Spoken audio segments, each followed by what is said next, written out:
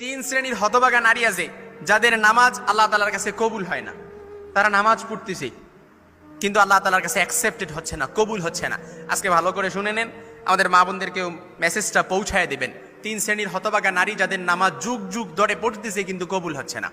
আল্লাহ রাসূল সাল্লাল্লাহু আলাইহি সাল্লামের স্পষ্ট হাদিস, আবু দাউদের বর্ণনা এসেছে, আল্লাহর হাবিব সাল্লাল্লাহু আলাইহি সাল্লাম বলেন, লা ইয়াকবালুল্লাহ সালাতা হাইজিন ইল্লা বিখিমারিন, লা ইয়াকবালুল্লাহু সালাতা হাইজিন ইল্লা বিখিমারিন। ওই মহিলার নামাজ কবুল হচ্ছে না যে মহিলা নামাজের মধ্যে খিমার ব্যবহার করে না, বড় উরুনা ব্যবহার করে না, অর্থাৎ তার পরিপূর্ণ পর্দা মেনটেন করে সে যদি নামাজ না পড়ে। এরকম যুগ যুগ ধরে অনেক মা বোন ভুল করে আসতেছে, শাড়ি পরে নামাজ পড়ে কিন্তু নামাজে যায়, সিজদায় যায়, রুকু যায়, কোমর দেখা যায়, তারপর হাতের গোছাগুলো দেখা যায়। অনেকে ভাবে যে ঘরের মধ্যে নামাজ পড়তেছে, কেউ তো দেখতেছে না। না, আপনি তো আল্লাহর সামনে দাঁড়াচ্ছেন, আপনার পর্দা তো পরিপূর্ণ মেনটেন করতে হবে। নামাজ যেমনি ভাবে ফরজ, আপনার উপর তো পর্দা করাও ফরজ। এজন্য পুরোপুরি সতর আবৃত করে নামাজ পড়া, এটা হচ্ছে নামাজ কবুল হওয়ার পূর্ব শর্ত, যে তার সতর আবৃত করতে হবে, তার সতর ঢাকতে হবে। এজন্য মহিলারাম, আমার মা বোনেরা নামাজ পড়বে। আবু দাউদের বর্ণনা, লা ইয়াকবালুল্লাহু সালাতা হাইজিন ইল্লা বিখিমারিন। ওই মহিলার নামাজ আল্লাহর দরবারে কবুল হয় না যে মহিলা নামাজ পড়ে কিন্তু পরিপূর্ণ পর্দা মেনটেন করে না। ওড়না গায়ে এমন বড় ওড়না দিবে, এরকম অনেক মা বোন আছে দেখবেন ওড়না পড়ে কিন্তু ভেতরে অর্থাৎ পাতলা ওড়না পড়ে, কিছু রেয়ার থাকতে পারে, সবাই তো না, পাতলা ওড়না পড়ে। যে মহিলা তার সতর পরিপূর্ণ আবৃত না করে নামাজ পড়বে, তার নামাজ আল্লাহ তাআলার কাছে কবুল হবে না। এই জন্য পরিপূর্ণ পর্দা মেনটেন করতে হবে আপনাকে। একেবারে বড় ওড়না, নামাজের ওড়নায় আজকাল পাওয়া যায়, বড় খিমার পরবেন। যদি শাড়ি এগুলো পরে নামাজ পড়েন তাহলে উপর দিয়ে একটা ওড়না ঝুলাবেন।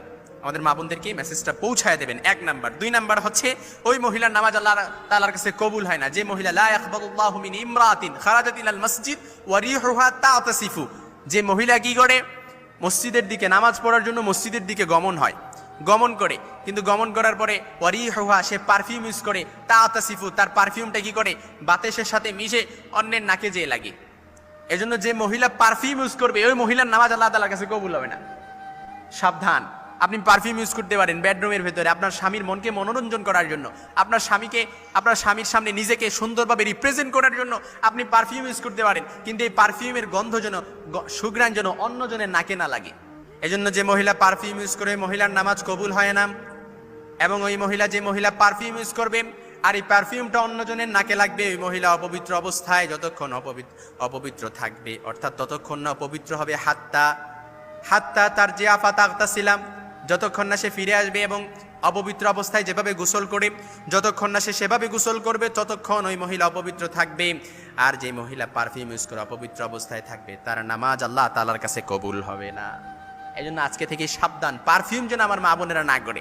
আজকে দেখবেন আমার মহিলারা দুর্গন্ধনাশক পারফিউম দিতে পারেন, ডিওডোরিং আপনি এটা কাপড়ের নিচে দিতে পারেন। 3 নাম্বার হচ্ছে এই মহিলার নামাজ আল্লাহর দরবারে কবুল হয় না যে মহিলা কি করে, যে মহিলা স্বামীর সাথে রাত্রি যাপন করে কিন্তু স্বামী তার প্রতি সন্তুষ্ট থাকে না।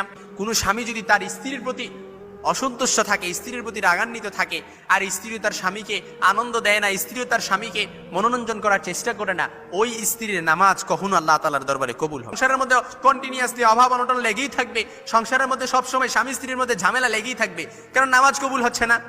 এই জন্য এই মহিলা 3টি কাজ কখনো করবে না। এই 3 শ্রেণীর হতভাগা নারীদের নামাজ কবুল হয় না।